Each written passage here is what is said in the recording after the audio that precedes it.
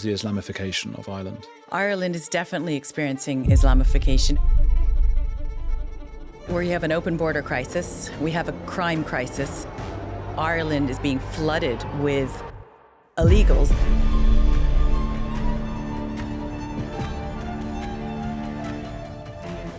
There's not hotels to stay in. They're being filled with migrants. People in Ireland are making billions off this human trafficking. Women in Ireland are buying deep heat and carrying sharp objects just to walk around the streets. There's stabbings every second day.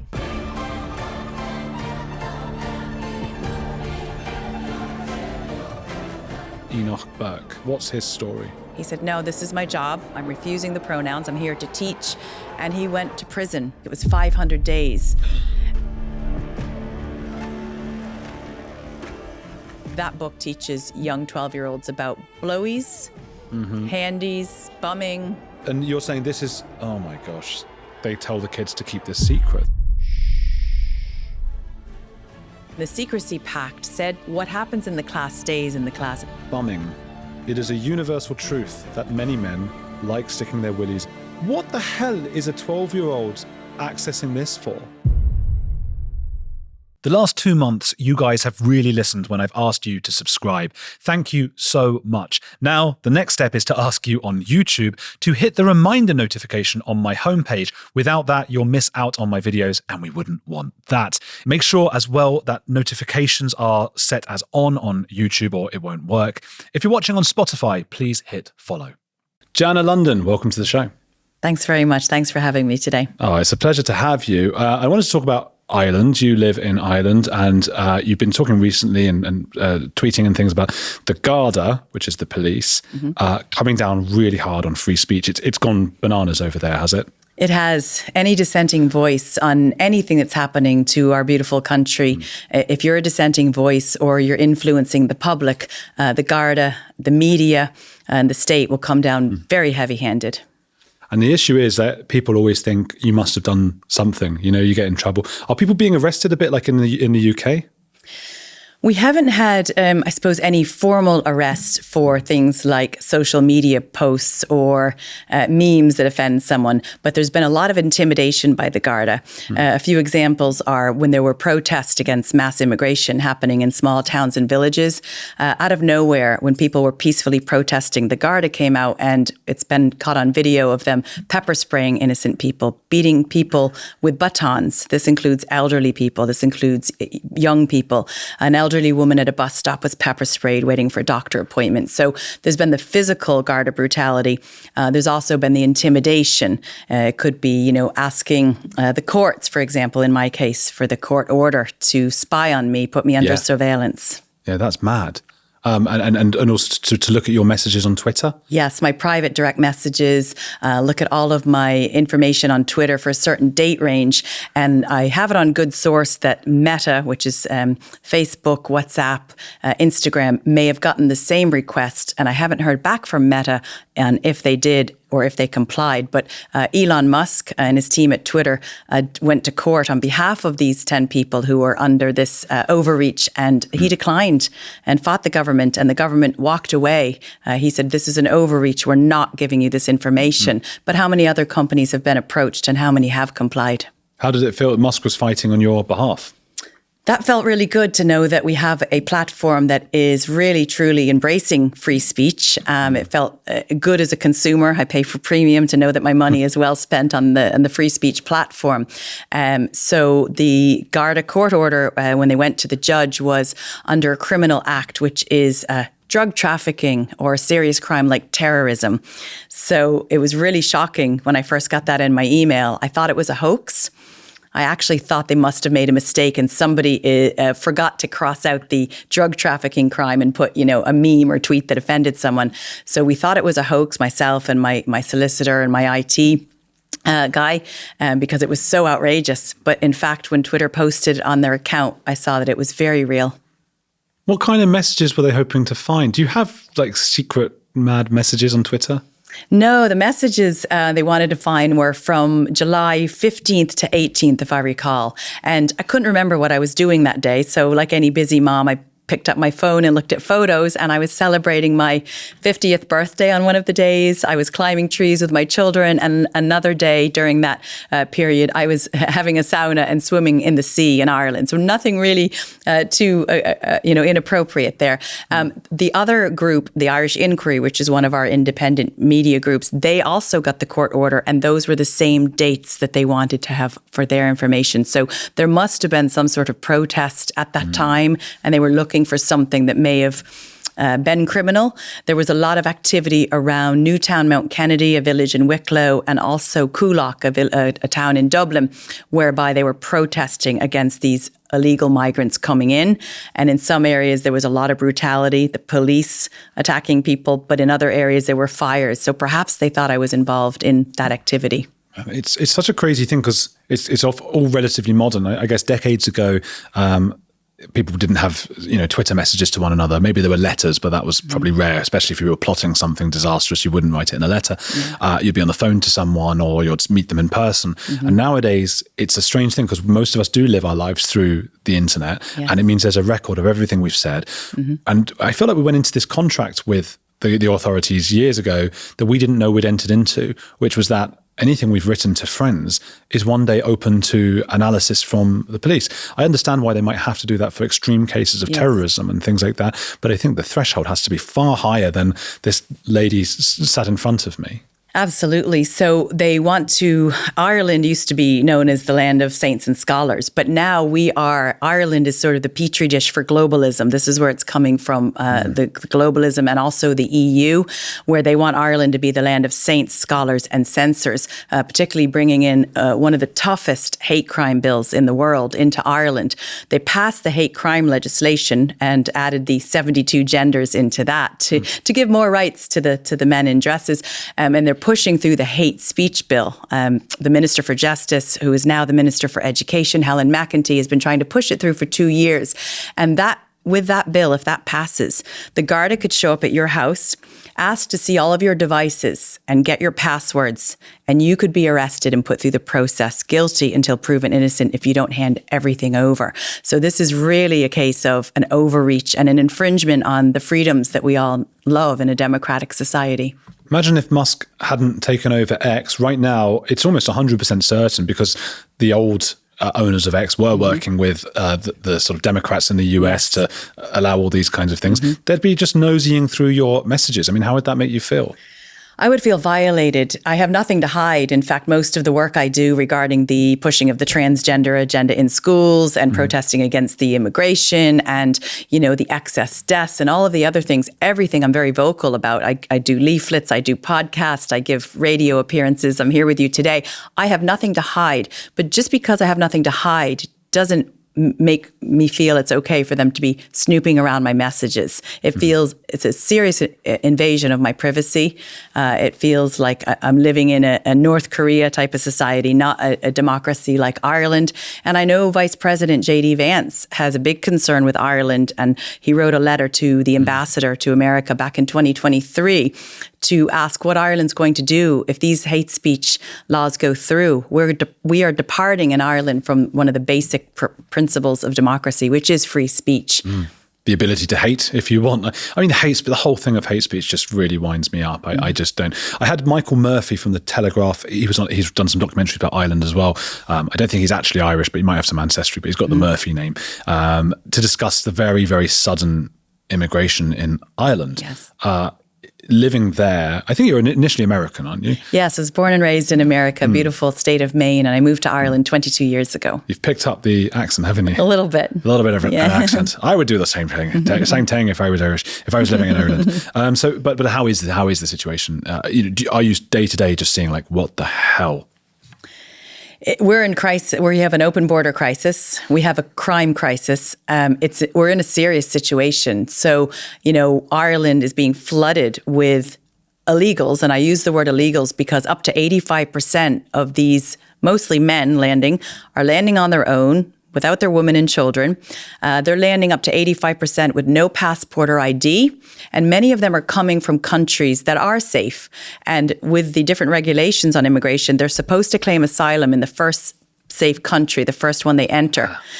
a lot of their countries don't even have direct flights to Ireland. So unless they're coming on a dinghy, it's not the first safe country. So they are invading. These are unwelcome invaders to every town, every village. Tourism has reduced significantly. It came out in the news, more than 25% reduction. There's not hotels to stay in. They're being filled with migrants. People in Ireland are making billions off this human trafficking. So if I'm a hotel owner, I'm going to make a lot more money by bringing in these illegal men to stay in the hotel than I would renting a room out to you or me on a holiday. So it's really a problem. The government would pay you, is that how it works? Exactly. The government would pay. For example, there's a small scale local pub down the road from me in Ireland, and it came out in the news that the man who converted this pub to a migrant centre is getting paid 65,000 euros a month. Wow. That's a lot more than he would get selling beer on a weekend. So people are selling off their country because of greed. But as a woman in Ireland, I have to walk around the streets and carry protection with me. Now, we're not allowed guns or pepper spray, but women in Ireland are buying deep heat or making aerosol sprays and carrying sharp objects just to walk around the streets. Yeah. There's stabbings every second day. Because you're not even allowed...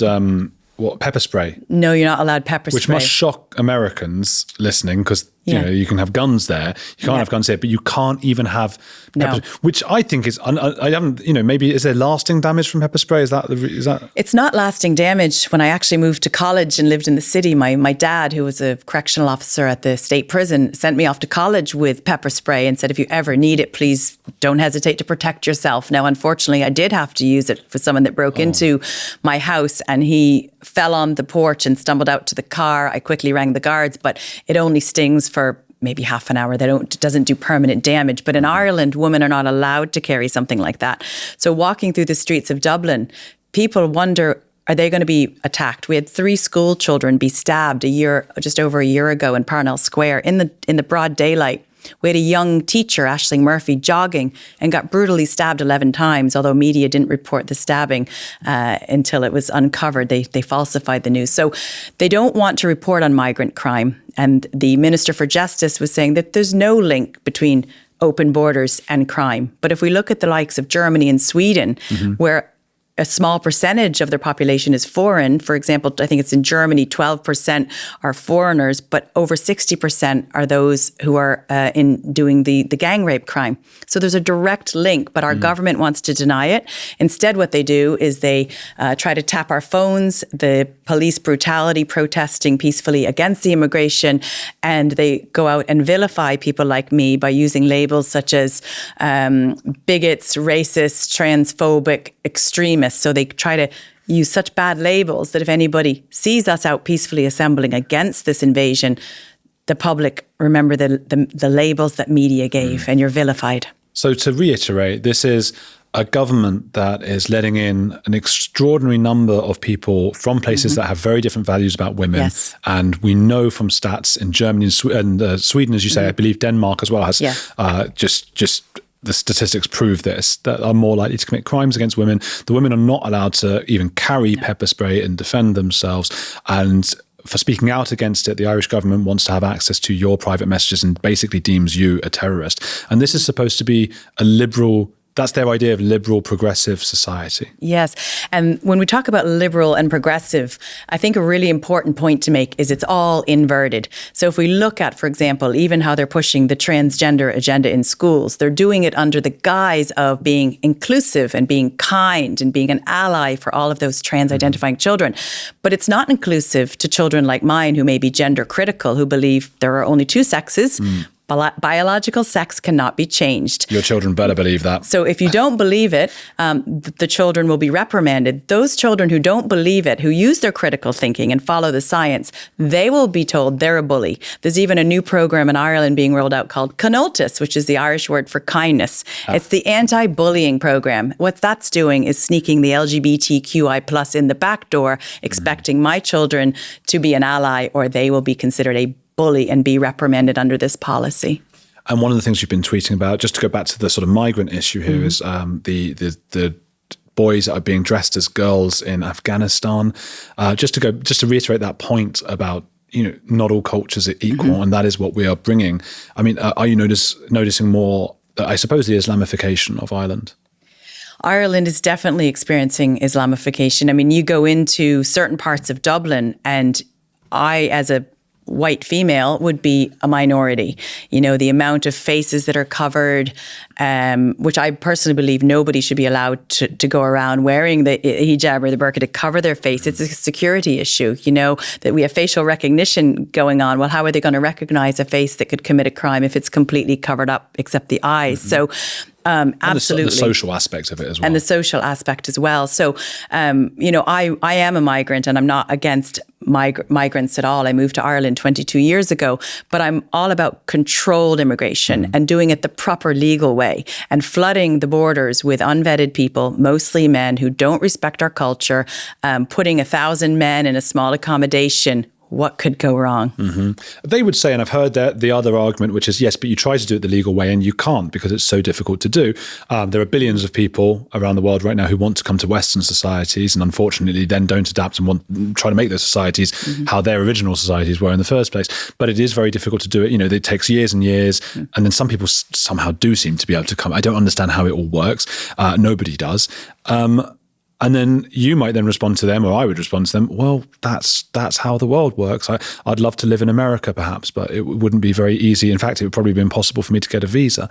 I'd love to live in lots of different places and I can't do it. And if they did open the borders for everybody to go to America, well, most of the world would move to America. But as soon as they could afford to, any which way, they'd all be going, and America would now have a population of 5 billion. Yeah. So it has to, I don't know how it can continue. Do you think there's a sense with Ireland, and it's something I've been wondering about, that they are trying to be a moral superpower? I've heard Sweden talk about becoming a moral superpower. You've got like political superpowers like America, Russia, China, maybe the UK was once such a thing. And then Ireland's never going to compete. Sweden can never compete in that sense, or an economic power. But what they can do is show the world how welcoming and moral and just they are. Do you think there's some of that in Ireland? I think there's a few reasons why the government is flooding people in. If we look at sort of Is it about money? Yes, they're getting paid from the United Nations, the EU, to flood our borders. There's money involved. There's probably a sense of ideologues, people who really think that it's kind to flood our borders and let all these poor men in.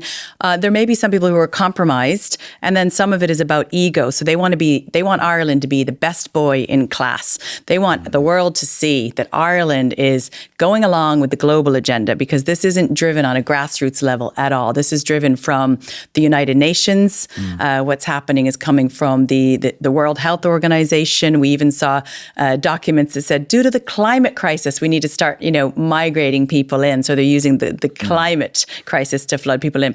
It's also Davos. being done from Davos as well, and the World Economic Forum. And if we look at many people years ago would have thought the Sustainable Development Goals were a conspiracy, but anyone can look up Sustainable Development Goals, Agenda 2030.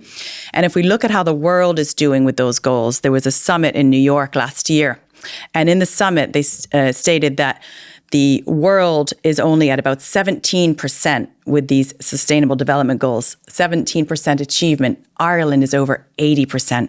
So Ireland is trying to be the best global boy in class. The more superpower. And they're destroying the country piece by piece. So tourists who want to visit Ireland, or people like myself who moved there, came because we loved Ireland. We loved the culture, the language, the people, the heritage. That is all under attack. They want to have this sort of homogenous, one world health, one world government. So when you go to any country, it all feels the same and looks the same. They don't believe in sovereignty. In fact, our Taoiseach, Micheál Martin, stated that sovereignty is he doesn't want any backwards idea of sovereignty. He doesn't want us to be a nation. He wants us to be one world. And he's one of the ones driving this forward for the country. That's really interesting. And it's something I've not looked into that much, was like the word globalism and things like that. And I think because years ago, it hadn't happened yet to such an extent. I guess more and more people are waking up to it. And I suppose some of the people who started at first and were most extreme put some conspiracy theories in there. And it was about, this is the race that's the puppet masters and things like that. And I don't think that's necessary for the whole globalism aspect, which now we can see, as you say, clearly is happening. There does seem to be whether it's conscious or not, this attempt to make everything the same. Everything's just a parking lot or an airport, and we're just all in different parts of the airport. What a sad state of affairs that is. And as you say, we lose, especially Ireland, because Ireland, more than any other place in the world, maybe, there's a few countries, maybe Iceland as well, they have this history and almost folklore. You go over and it's something so different to anything else. And it really is. You're seeing that eradicated. I'm seeing that completely be wiped out before my eyes. And it's really sad for me as an American who chose to make my home in Ireland 22 years ago. And I chose to raise my children there who were born there. But the agenda, the globalist agenda, is also about control. So if we look at what's happening with the migration, we look at the attack on free speech, we look at the attack on children and women. I mean, in Ireland, they had a referendum last year. They wanted to erase the word woman and mother and home from our constitution. Woman and mother, erase us. So it's about control and it's about blurring reality. Who won the referendum? Our group, by a landslide, 75% voted really? no. Well, there you go. Fantastic. People don't want this. And how that just shows how removed the politicians are from the actual people. Absolutely. And one politician who was sponsoring this bill, he was the Minister for Children and Integration. He actually recruited these migrants in 8 different languages on Twitter and promised them their own door accommodation. Minister Roderick O'Gorman recruited all these single men, and he was the Minister for Children as well. So he was pushing all of this ideology into the children's classroom. But it's about control. If you tell someone it's black when it's white and everything's inverted and you blur reality, and the children come out of school as Marxists, as social justice warriors, they will be much easier to control because they will lack critical thinking. So they don't want you to be a critical thinker. They want you to be confused, subservient to the government, because then you're raising a generation that can be social justice warriors for the government, but they won't have the life skills to have any chance in life. And that's what's happening in our school system. I saw another example of disconnect between the Irish government and people, which was Ireland is often considered sort of the most anti-Israel and often anti-Semitic because I think they identify sort of the oppressed versus oppressor and they see it that way. But the Irish people voted for the Israeli Eurovision contestant. They would, I think, more than most other nations did. And I thought that shows what a huge disconnect between the actual people and the government. Yes, there's a huge disconnect. The people in Ireland are disenfranchised at the moment. There's a real disconnect between the government and the people, but the government don't listen to the people. They are not answering to the people. What's happening in Ireland is it's sort of run by the government. It used to be democratic. The people had a say. It's run by the government, also civil society. We have, for NGOs, we have 32,000 NGOs in Little Ireland, and they get public funding of $6 billion a year. So the government has their agenda. The NGOs are just an arm of the government. We have the media, and then we have our supranationals like the United Nations, WHO and WEF. One of our leaders in Ireland, Leo Varadkar, who was our Taoiseach and Taoiseach, he was a young global leader at the World Economic Forum. Now, he quickly disappeared from politics, and now he's over lecturing in the Harvard Kennedy Business School, which is a globalist hub. Klaus Schwab and Kissinger would have been involved in that school. So Leo's disappeared, but he was one of the young global leaders pushing the World Economic Forum agenda in Ireland. I see. It's just fallen apart now.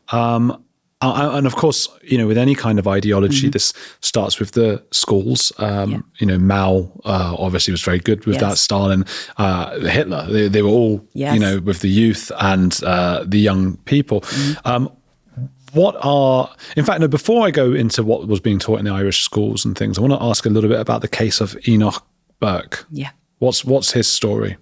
So Enoch Burke I say because he's still on payroll. He is a teacher at Wilson's Hospital School, which is a Church of Ireland school, a Protestant school in Westmeath. And a child wanted to identify using new pronouns, they, them. And Enoch Burke refused to use those pronouns due to his Christian faith. And also it was against biology and science. He refused, and he had an altercation with the principal. He had a conversation. They suspended him and said, you have to stay off the school grounds. And he showed up for his job every day. He said, no, this is my job. I'm refusing the pronouns. I'm here to teach. And he went to prison for nearly, I think it was 500 days. Now, the pronouns were what started it. So although he broke the court order and went to the school gate every day, that was just a kind of a red herring in this situation. What really started it is he refused to use pronouns. But he's now been vindicated by the CAS report that came out, which was commissioned by the NHS here in England, Dr. Hilary Cass, pronouns are not a neutral territory. Pronouns should not be used in schools or anywhere with children because it's affirming they're in the wrong body. So he was absolutely right to refuse that.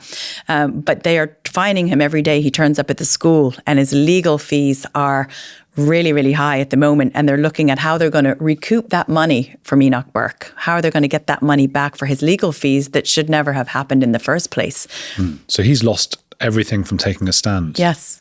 And more teachers need to take a stand. We had a whistleblower teacher who stood up against what was taught in DCU. And she did a whistleblower interview on our channel, which got about 1 million hits the first week. And we need more teachers across the UK, Ireland, the US, and further afield to speak up and say, I'm not harming children. I'm not going to use pronouns. I'm not going to teach transgenderism to children. I suppose you rarely have to use someone's pronouns. And that's one of the most infuriating things about the whole system. These are my pronouns. Well, I don't really need to use them unless you're not there, which also has long been a sort of difference in politeness between sort of British and American, because Americans often will say him when you're in the room with them, which is considered quite rude in the UK and probably Ireland as well. So I never was just like, and what about him? You'd be like, excuse me, it's rude. And suddenly we're having to sort of announce one's pronouns despite never, don't you worry about what I'm going to refer to you as. I might be rude about you if I want. I might say that bastard or something. I don't need to use your pronoun for it. So how do we know how that initially came about? Was he just like, was the kid just like, listen, Mr. Burke, you're going to have to call me they, them. And he went, nah. Or what happened? I think it came from, if I recall, a memo that he got saying this child's going to use pronouns. I don't know if the student actually said to him directly or if it was a memo, but whatever came about, he said, no, I'm not using pronouns. The transgenderism goes against my Christian faith. And the school is deeply in liaising with Belong To. Belong To is Ireland's trans right NGO. They're heavily funded. They spend a week in the schools every year in secondary school for Stand-Up Week. And for Stand-Up Week, they talk about things like transphobic bullying and how to be an ally and top surgery and bottom surgery and don't misgender or dead name anyone or you could be reprimanded. So Belong To also have, in addition to the week in school, they have an 18-month, I call it the 18-month indoctrination program. If a school signs up for that, that school must embed all of the Belong To actions into their school. Wilson's Hospital School was planning to get the quality mark on the 8th of January, just a couple of months ago. I've called the school to ask, do they accept it? And they won't answer. I've called Belong To, they won't answer. I sent registered letters to the bishops and archbishops who are the patrons of the school, as well as to the principal. And I drove down and had a conversation with the principal and handed him all of the data, statistics on the dangers of this, and said, if you bring this into school, you are complicit of child abuse. So perhaps they listened. We're not sure if they actually took the quality mark or not, but more and more parents are speaking up against this ideology. Oh man. And the they them thing isn't even transgender, right? That is just a purity spiral or a struggle session, I think. Let's see how far I can take this. I'm no longer even pretending I'm the opposite sex. I'm going to make you say something stupid to show that you show allegiance to my ridiculousness. Yep. And it's not even grammatically correct. They, well, where's the other person? It's plural, so it's grammatically false as well. See, I don't mind that bit. But only because you do say they for somebody when you don't know who they are. Yes. Like, who were they? He's a guy, Yeah. And I don't, and the reason I say that, and because I always make that point, is like, that's not the reason that I care. I don't want it to be confused, because I think a lot of people on that side would go, oh, they're going to be mean to us and anti-progressive and stuff because they can't be bothered to learn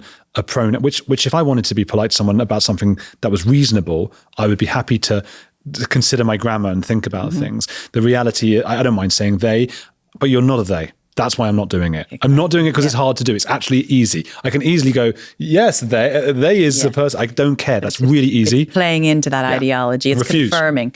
And even in some schools, if a boy wants to be called a she, her, there's a document that we found from the Curriculum Development Group in Ireland called the NCCA. They work with the Department of Education. There's a document that we found, and it was brought to us by the SPHE teacher who whistleblew, that says an SPHE teacher should introduce themselves to the class using their pronouns. I'm Miss London, my pronouns are she, her. Now, when we did the interview and we exposed this, as well as things like the Secrecy Pact that children were being asked to sign, the NCCA quickly that weekend started updating their documents online to change some of the things that we had concerns with, almost memory hole it. But luckily we archived it, so we still have a record. It's such a weird thing because they seem to be propelled by this feeling that they're doing something righteous. And at the same time, whenever they're exposed, quickly rush to cover their tracks, which suggests that maybe they actually know what they're doing isn't right. Absolutely. They know that. I think the people working there, so the people who are working in the NCCA, or maybe even some of the entry-level people in the Department of Education, they probably know it's wrong. Just like the librarians at the library knew it was wrong when we handed books into them and served them with a child protection violation notice. They know it's wrong, but because it's such a powerful force at the top, being driven by the top, they feel that it's way above their pay grade. We have record as well that on one of the books that we flagged showing children how to inject their own hormones, the HPRA sent out a memo to close the case, to don't talk about it. And the HPRA is our drug, kind of quality drug department in Ireland. How does this fly with bringing in more and more immigrants who are struggling to even not attack women, and also introducing this kind of woke ideology, which is the complete opposite to the culture that they're bringing in? Yeah, that's not going to mix well. We actually had a case a couple of years ago where a migrant from a country who, would obviously oppose the, homosexuality, he met two gay men on Grindr, which is a dating sex app, and he decapitated them. So how is it going to work when you're flooding the country with, Islamic culture, and then you're promoting the woke culture? That just doesn't work well at all. It creates chaos. But it's sort of one of those things of problem, reaction, solution. Ireland's also pushing the digital ID, which is an EU initiative. So create the problem and the chaos and the unsafe streets. We'll fix all of that with digital ID. Oh my God. Okay, it's just you almost want to sit back and with popcorn and just go, okay, bring in all of these people from these different cultures and keep doing the woke ideology and making these people more and more sensitive as well and see how it happens, except there'll be no country left. It will have just burned to the ground. Yes. And then you can't just say, I told you so, can you? How's Enoch Burke now? How's he doing? Where is he? He, when I went down to visit Wilson's school, he was showing up still to work as soon as he was released from prison. I don't know if he's still making daily trips to the school. They were going to try to fine him every single day he turned up. He'd start to accumulate fines. So I don't know how often he's showing up or what he's doing for the next kind of step of his court process. It's sort of been quiet in the news, other than they are trying to recuperate the fees from him. Is he just standing outside the gate? He'd stand out. It was a cold freeze in Ireland. We had a cold snap, sub-zero weather, and he went out right after he got released from prison. He went and stood at that school all day long. You could even see him doing an interview with a journalist, and he was nearly shaking from the cold. It's tenacious, isn't he? Yes.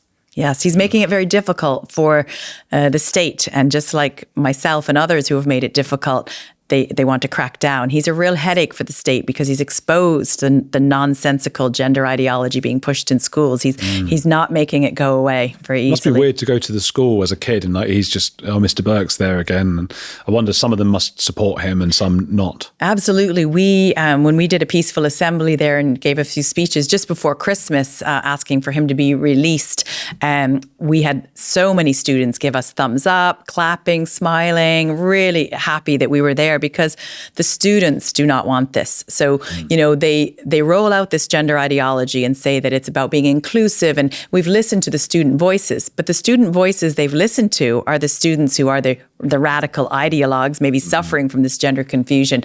The real voice of the students is they don't want this.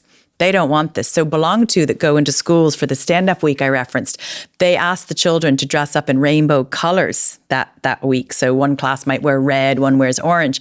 We know firsthand from parents that the children who didn't want to wear the rainbow colors and be a trans ally, they wanted to wear black or white, they were told, no, if you don't dress in rainbow colors, you have to wear your full school uniform. Oh, wow. So you will look different if you're not an ally. Which everybody knows, on a day when you can wear you're allowed to wear your casual clothes, is the worst thing ever. Yes. There was always a few kids who forgot. You know, I don't know if you had that at school. And it isolates. We didn't have uniforms where I went to school, but in Ireland, it's always a great treat to say, today's a non-uniform day. You know, you can wear whatever you want. Yeah. But for the Belong To week, this indoctrination, they have to wear rainbows or their normal uniform. And we did a Freedom of Information request to the Department of Education to ask if this was risk assessed, letting trans activists come into school to teach children about things like transgenderism and how to change their sex and take hormones and whatever. There was no risk assessment. Of course not. None. I can't remember if I did that, like forgetting and turned up in my uniform, or if it was like a recurring dream I may have had. Because it is that kind of thing, isn't it? You turn up and you're like, oh no, I've worn the thing. You feel so different. You feel isolated, excluded, and stupid. Everyone's going, you forgot the day, and you're reminded, and everyone goes, oh, he's the idiot who forgot the thing. If they had told me at school, like, you got to do a rainbow day, like just out of wanting to push back, not about, you know, or that I mind gay people, which is what that meant at the time. It just meant gay people. I don't have a problem, you know, whatever, great, be gay. But now it means something completely different. Yes. Those, some of those books, you've kindly brought some of them. So I'm going to bring them up. What are some of the things should I look at? Can I read some bits out? Absolutely. So there's one book there, the Juno Dawson author there. Juno Dawson is a man identifying as a woman. It's called This Book is Gay. And you'll see a little green sticker on the front of it, which is HI, which stands for Healthy Ireland, which is part of our health service executive, which is our equivalent of the NHS. And in that book, there's a few alarming things, many, but I have posted on a couple of pages. There's this is in the age 12 section of the library. So age 12. Yes. They can learn how to use the Grindr dating sex app, and it teaches the child they can upload their picture. It will mark their location, and it'll let them meet the nearest homosexual in their area. Now, remember, those two men in County Sligo met someone on the Grindr app, and they were decapitated. So what might happen to a 12-year-old child who does that? It's a safety issue. It's also very highly sexual, this book. And this is back to United Nations, UNESCO, and WHO believe that children are sexual beings from birth, sexual beings. That book teaches young 12-year-olds about blowies, handies, bumming. So, and you're saying this is, oh my gosh. For 12, when you say it's for 12-year-olds, what does that mean exactly? Is it in the library at the school where 12-year-olds can access it? Yes, it's that was linked to the school curriculum, but we lobbied to remove that book from the school curriculum, and they did remove it from the curriculum as a resource, but it is still in libraries under age 12. So we had people all over the country go into their library and take that book out. And we haven't returned them because they should not be in the library for age 12.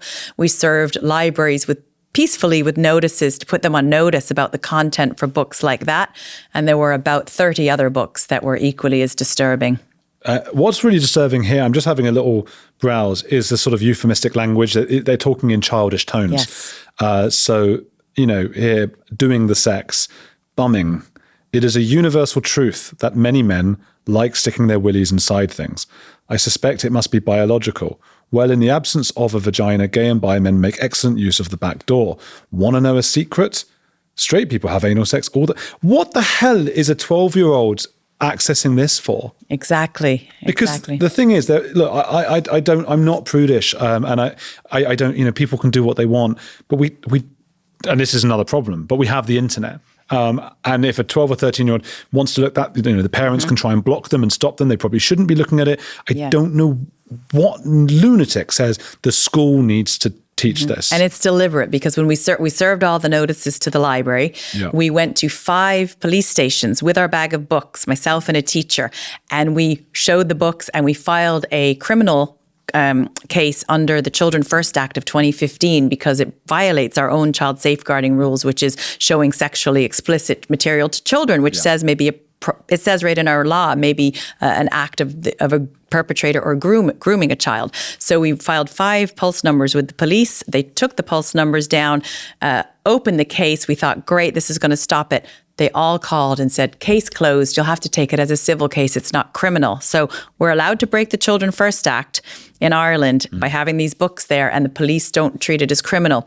So we filed a complaint with the Minister for Children, case closed. Minister for Education ignored it.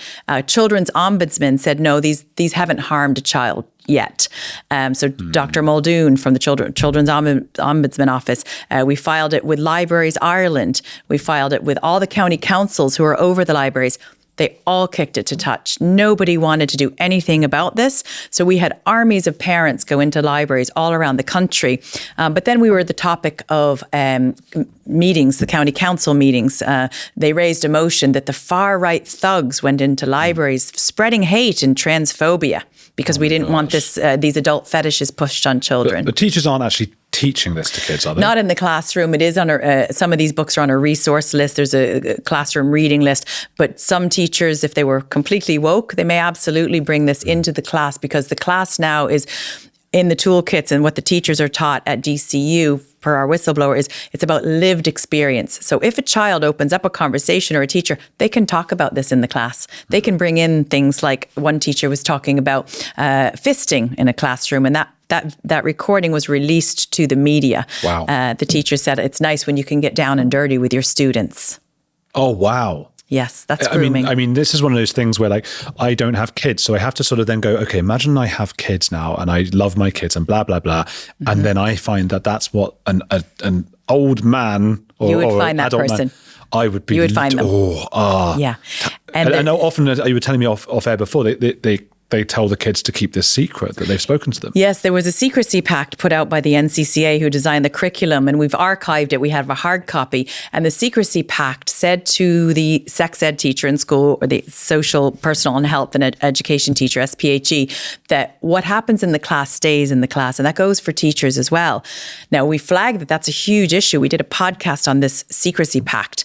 It hit the news. It was a big problem. They changed their online version to say, when you're telling your parents about what happens in the class, you don't have to reference other children's names. So don't mention that Johnny told a story. They kind of removed the Secrecy Pact, but the teachers were still taught that. They still have the hard copy. Just because they've updated online to cover their tracks doesn't mean it's gone away.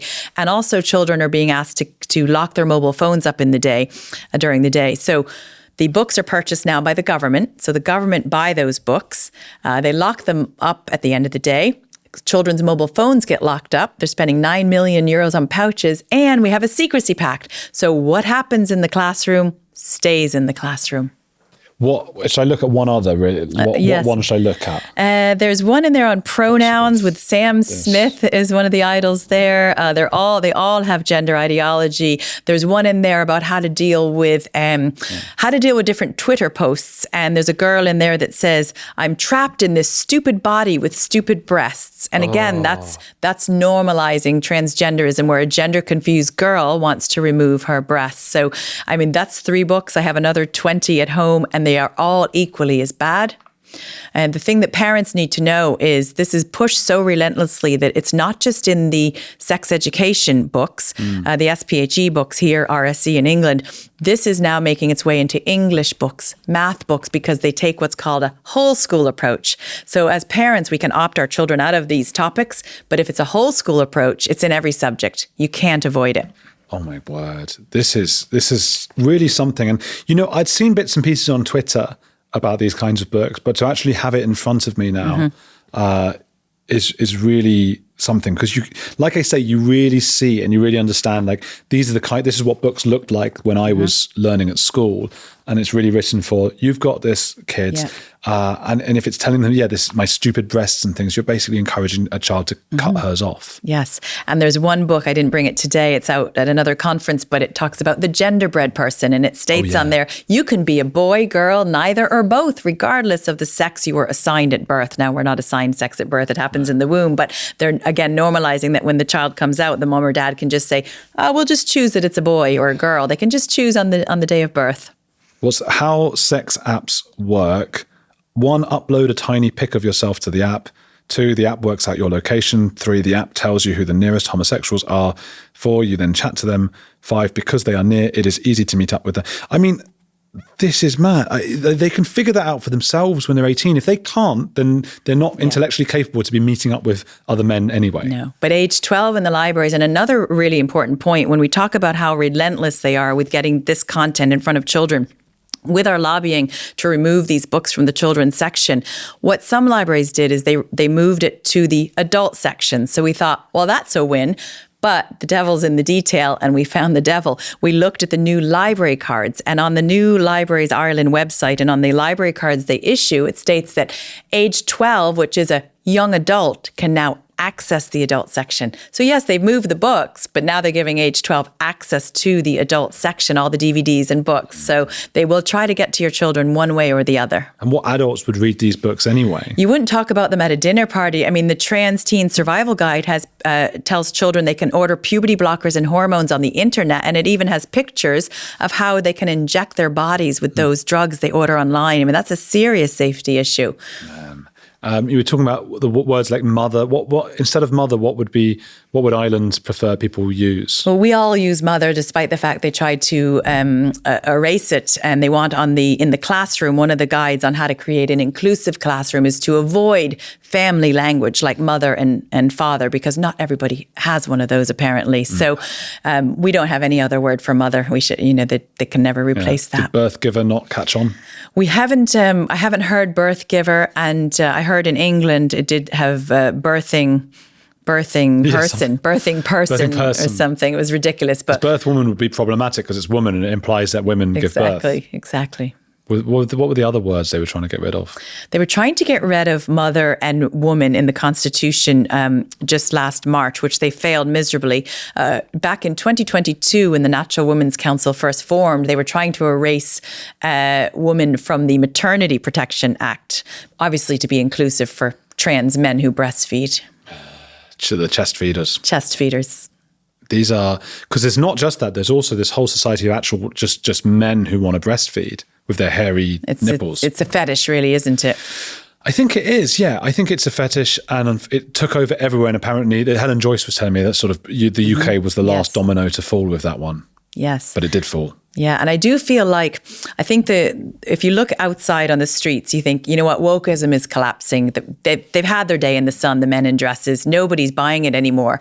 So it looks like it might be disappearing. But what parents need to know is, and Natural Women's Council have partnered up now with Public Child Protection in Wales. They do fantastic work. Groups in the UK, Canada, New Zealand, and Australia. And it is in the classroom. So although on the streets it's disappearing, it's actually getting really bad in classroom. Last week in Australia, they caught a school teaching bestiality under the sex education. And bestiality, for anyone who doesn't know, that's sex with animals.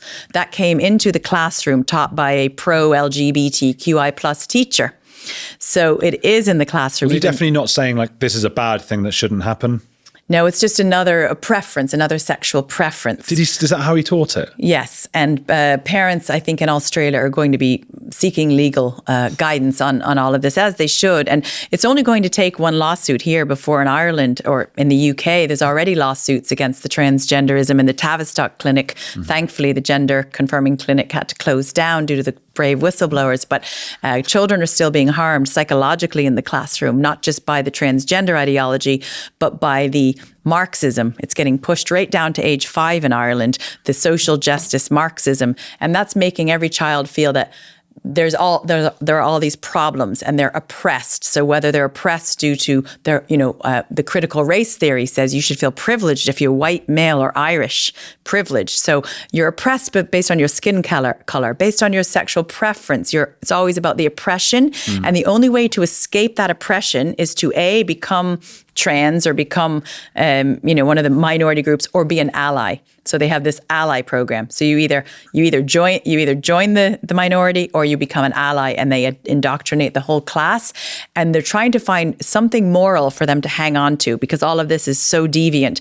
And the one thing they're giving the children now to hang on to and create the fear and anxiety is the climate alarmism. It's all under climate. It's green. The world's going to burn up, and we have to be moral and raise our climate flags as well as all the other flags they give them. Climate flags, pride flags, progressive flags, Palestinian flags. There's a flag for every day of the week now, indoctrinating children.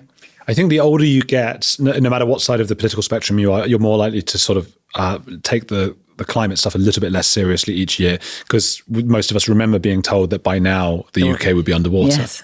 And it's not. So yes, I'm sure there are problems and there are issues and there are some human-made ones compared to, but the alarmism isn't helping, and it's not healthy for a child to be going to bed having nightmares about that, which they will. So bloody hell. With all of that, look, there's encroaching Islamism, there's mass immigration in an already small population that is completely changing the face of Ireland. There is a continued, I suppose, replacement of what was a religious country, a Catholic country, with this kind of teaching of insane books for children. Is there any hope for Ireland? I always live off optimism or hopium. I always think there always is a chance. And when we met with one of the staff members from a senator's office in Ireland last summer to present everything that's happening, the solution was we need a lot of angry parents. So I believe we can stop a lot of this if people stop being silent, stop being complicit. We need a lot of angry parents to be saying, I don't consent to this. I don't give my approval. Or a lot of angry people to rise up and say, I don't consent to our borders being flooded. I want social cohesion. So the strength will come from the grassroots. So I don't want to give up on Ireland just yet. Things are very, very bad in Ireland at the moment. They're going to get worse if they push through the hate speech and continue to flood our borders. But we need a lot more people to stop being silent, to break the silence and bring the big issues into small talks and feel comfortable having those talks. And how can those people join you and spread the word and follow you? Yeah, so we have our website is naturalwomenscouncil.ie, and that has all of our campaigns and who we are. We have from the Natural Women's Council website, we have our YouTube channel, and that has all of this information, but does a bit of a deeper dive. And it doesn't just apply to Ireland, it applies to all the schools in the West. And then I have a Twitter account, which is my own personal one, is JKLUNDEN. And then I have Natural Women's IE for my campaigning. And also one thing we are promoting is natural health as well in the chaos and the campaigning we do against all of this wokeology and everything. We also are really big into natural health. So I'll be launching naturalliving.ie very soon. We're going to help our clients with clean air, clean water, clean products, and supporting ethical suppliers and producers like myself to keep us going in our fight for humanity. And we've partnered with a great company, NutraHealth 365 is our first vendor that we're going to be promoting their supplements on the naturalliving.ie. So it's about slaying the dragons and the bad things, but also helping people stay strong and healthy and positive with our natural living and natural lifestyle. Who's a heretic you admire?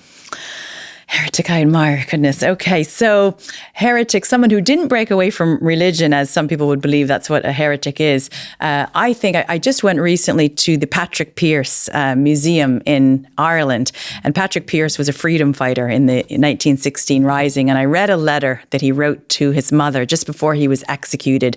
He was in Kilmainham jail, and during the 16 Rising, which in America I would have thought that all of the Irish were the fighting Irish and they rose up. But I learned that it was a real minority. And Patrick Pearse, in his letter to his mom, stated, people will talk bad about us, but in the end, they will see we were right.